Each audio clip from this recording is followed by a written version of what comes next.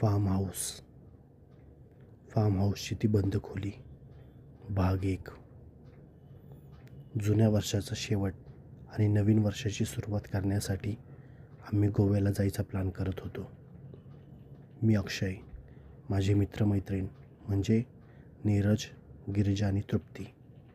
आम्ही 4 जाण्याच्या तयारीत होतो. पण तेवढ्यात तृप्ती म्हणते की ऐका ना, न्यू इयरला तर सगळेच जण गोवा किंवा बीच ठिकाणी जातात. आपण यावेळी गोवा किंवा बीच न करता वेगळे काहीतरी प्लॅन करू, म्हणजे वेगळे काहीतरी नवीन एन्जॉय होईल. तेवढ्यात नीरज बोलतो, वेगळे म्हणजे नक्की काय? मग तृप्ती सांगते की आपण यावेळी फार्म हाऊस स्टे करायचा का? फुल धमाल मस्ती करू.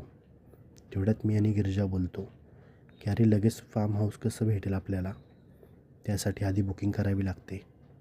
मग तृप्ती सांगते की माझ्या मामाच्या ओळखीचं एक फार्म हाऊस आहे, जर मी रिक्वेस्ट केली तर ते आपल्याला नक्की मदत करेल.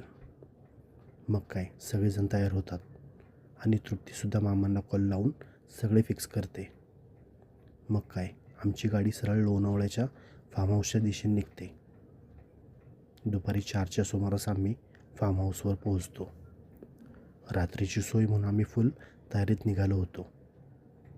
वा, काय मस्त आणि मोठा फार्म हाऊस आहे. एक मोठा बंगलाच होता आणि सोबत जोडलेला स्विमिंग पूल.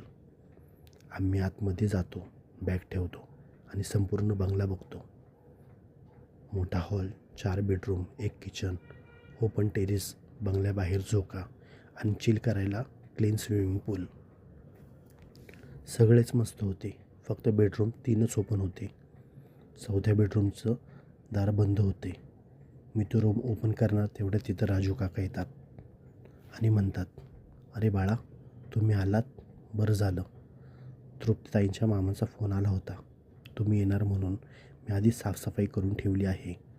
तुम्ही तुमचा आवरा, तोवर मी जेवणाचं बघतो. आणि हा सगळा बंगला आता तुमच्या ताब्यात आहे. फक्त ही खोली बंद, ती बंदच ठेवा.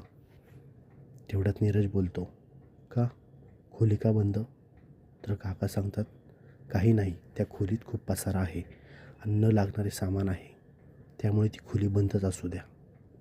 आम्ही पण लक्ष न देता ठीक आहे बोलून आपल्या बॅग ओपन करायच्या नादी लागतो. पण काका निघून न जाता थांबतात आणि पुन्हा तेच बोलतात, ती खोली बंदच ठेवा. नक्की काय रहस्य असेल ते बंद खोली मागे?